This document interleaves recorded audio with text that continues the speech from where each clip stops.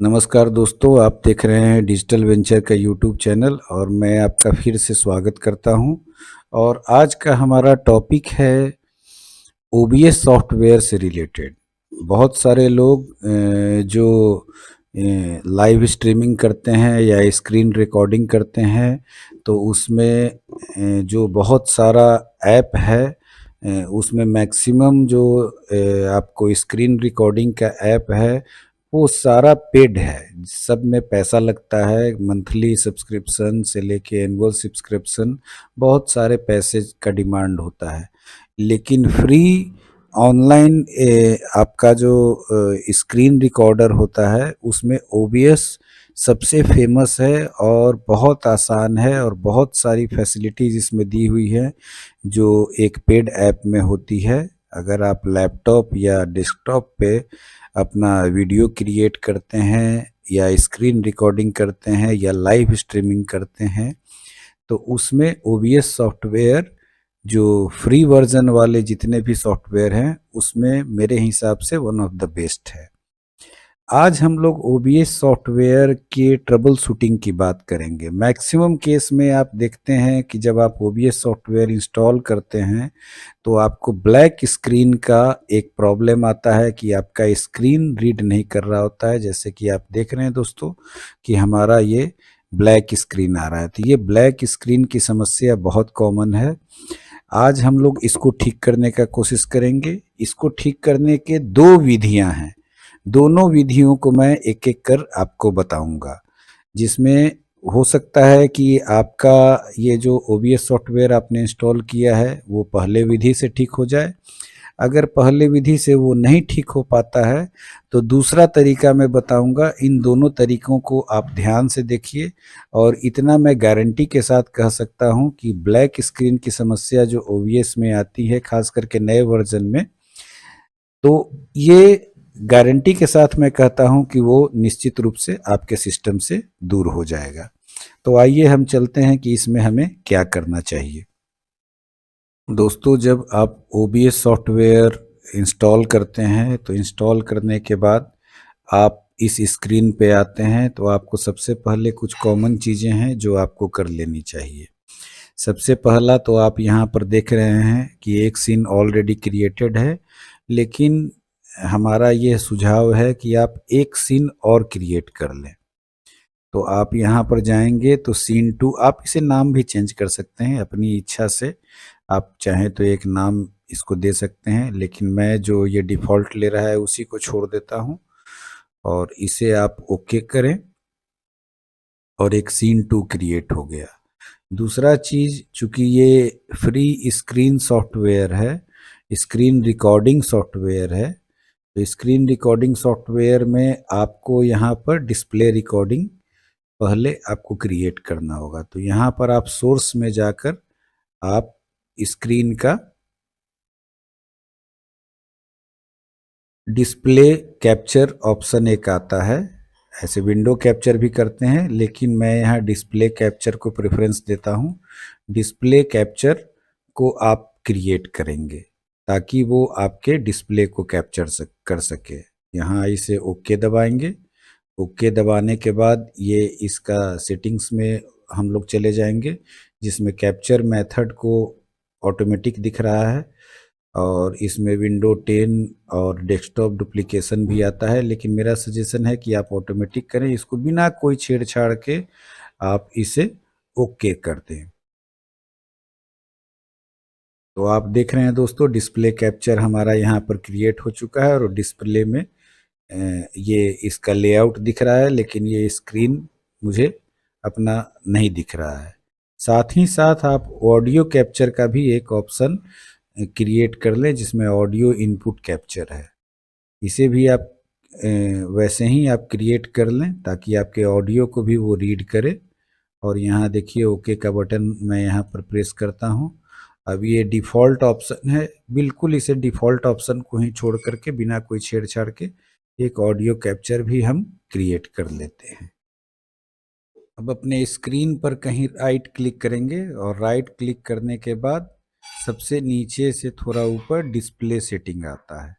इस display setting को मैं क्लिक करूंगा और क्लिक करने के बाद यहाँ डिस्प्ले ऑप्शन में कंप्यूटर के सेटिंग में मैं चला आऊँगा और सबसे नीचे ग्राफिक सेटिंग का एक ऑप्शन आता है, इसे मैं क्लिक करूँगा। यहाँ क्लिक करने पर मुझे choose an app to set preference है, जिसको मैं चेक करूँगा। तो यहाँ desktop app and Microsoft store app, तो डेस्कटॉप ऐप को ही मैं छोड़ दूंगा। उसके बाद ब्राउज पे क्लिक कर और मैं प्रोग्राम फाइल्स में जाऊंगा। ब्राउज पे क्लिक करने पर मुझे कंप्यूटर का दिस पीसी आ जाएगा, तो मुझे प्रोग्राम फाइल्स में जाके ओबीएस सॉफ्टवेयर को सेलेक्ट करना है। तो लोकल डिस्क सी को मैं क्लिक करूंगा और उसमें प्रोग्राम फाइल्स में जाऊंगा। प्रोग्राम फाइल्स में मुझे खोजना है कि ओबीएस सॉफ्टवेयर, ये देखिए यहाँ पर है दोस्तों। इसके अंदर बिन में जाऊंगा और बिन में 64 बिट के अंदर OBS 64 है, इसे मैं सेलेक्ट कर लूँगा। और सेलेक्ट करने के बाद ये देखिए दोस्तों, यहाँ पर नीचे ब्राउज में OBS स्टूडियो सेलेक्ट हो चुका है। इसके ऑप्शन को क्लिक करने के बाद आप देख रहे हैं यहाँ पर let's window decide, power saving mode और हाई परफॉर्मेंस मोड है। तो इसमें पावर सेविंग मोड को मैं सेलेक्ट कर दूंगा और सेव कर दूंगा। और सेव करने के बाद इसे बंद कर देंगे और OBS स्टूडियो को भी बंद कर देंगे। बंद करने के बाद एक बार रिफ्रेश कर लेंगे, दोबारा से OBS स्टूडियो स्टार्ट करेंगे।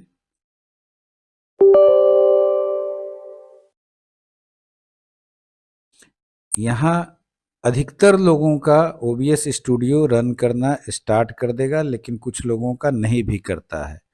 तो मैं देखूंगा कि मेरा ये कर पा रहा है या नहीं।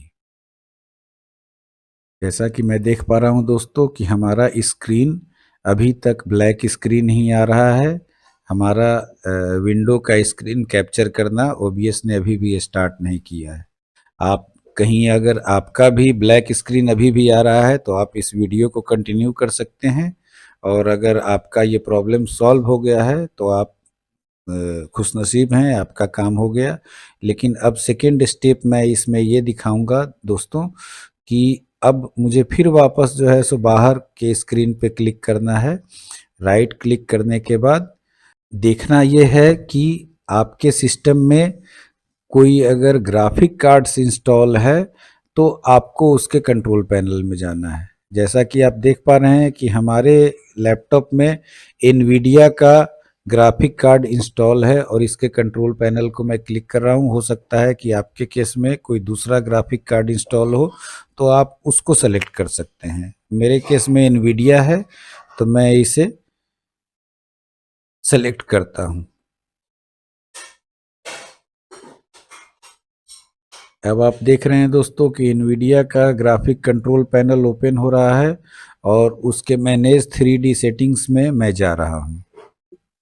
दोस्तों अब यहाँ देखिए मैनेज 3D सेटिंग्स में दो ऑप्शन मुझे दिख रहा है, ग्लोबल सेटिंग और प्रोग्राम सेटिंग। तो ग्लोबल सेटिंग में मैं किसी प्रकार का कोई छेड़छाड़ नहीं करूंगा और प्रोग्राम सेटिंग्स में जाकर select a program to customise को मैं क्लिक करूंगा। इसमें आप देखिए यहाँ OBS स्टूडियो आपको दिख जाएगा। मेरे केस में ये बहुत ज़्यादा नहीं दिख रहा है, लेकिन हो सकता है कि कई बार बहुत सारे प्रोग्राम दिखते हैं, तो उसमें आपको OBS स्टूडियो खोज लेना है। और खोज लेने के बाद ये दूसरा ऑप्शन आपको आएगा, select the preferred graphic processor for this program. इसको आपको क्लिक करने के बाद आपको तीन ऑप्शन जो दिखाई देंगे, तो उसमें इंटीग्रेटेड ग्राफिक्स को आपको सेलेक्ट कर लेना है। इंटीग्रेटेड ग्राफिक्स को आप सेलेक्ट कर लेंगे और उसके बाद अप्लाई का बटन दबा देंगे दोस्तों। ये चूंकि बहुत आपका स्क्रीन हो सकता है कि थोड़ा वाइब्रेट करता है जब आप कंट्रोल पैनल को खोलते हैं, लेकिन ये सेलेक्ट हो चुका है और इसके बाद ये हमारा काम ख़त्म हो गया है। इसे मैं बंद कर दूंगा और OBS स्टूडियो को फिर से मैं बंद कर दूंगा। बंद करने के बाद रिफ्रेश करने के बाद मैं देखूंगा कि क्या ये स्टार्ट हो रहा है या नहीं। देखिए दोस्तों, अब ये हमारा स्क्रीन जो है सो दिखने लगा और ये OBS स्टूडियो ने स्क्रीन को कैप्चर करना स्टार्ट कर दिया। तो जैसा कि आप देख पाए अभी हमारे वीडियो में कि मैंने 2 तरीका आपको बताया, दोनों तरीका आप कर सकते हैं और किसी एक तरीका से भी आपका अगर ये प्रॉब्लम सॉल्व हो जाता है तो बहुत अच्छी बात है, अदरवाइज़ आप दूसरे तरीके को भी इस्तेमाल कर अपने ओबीएस स्टूडियो से अपने कंप्यूटर का स्क्रीन फ्री में रिकॉर्ड कर सकते हैं, लाइव स्ट्रीमिंग कर सकते हैं और बिल्कुल जो है सो आप एक वीडियो क्रिएटर भी बन सकते हैं। धन्यवाद दोस्तों, अगर आपका ये प्रॉब्लम सॉल्व हो गया है तो कृपया हमारे इस वीडियो को लाइक करें और हमारे चैनल को सब्सक्राइब करें और इसे शेयर भी करें ताकि दूसरे को भी इसका लाभ मिल सके। आपको किसी प्रकार का इसमें कोई प्रॉब्लम आ रहा हो तो आप मुझे जाकर इनबॉक्स में अपना प्रॉब्लम लिखें, मैं निश्चित रूप से प्रत्येक प्रॉब्लम का रिप्लाई देता हूं दोस्तों। धन्यवाद दोस्तों, मिलते हैं अगले वीडियो में। अभी तक के लिए धन्यवाद।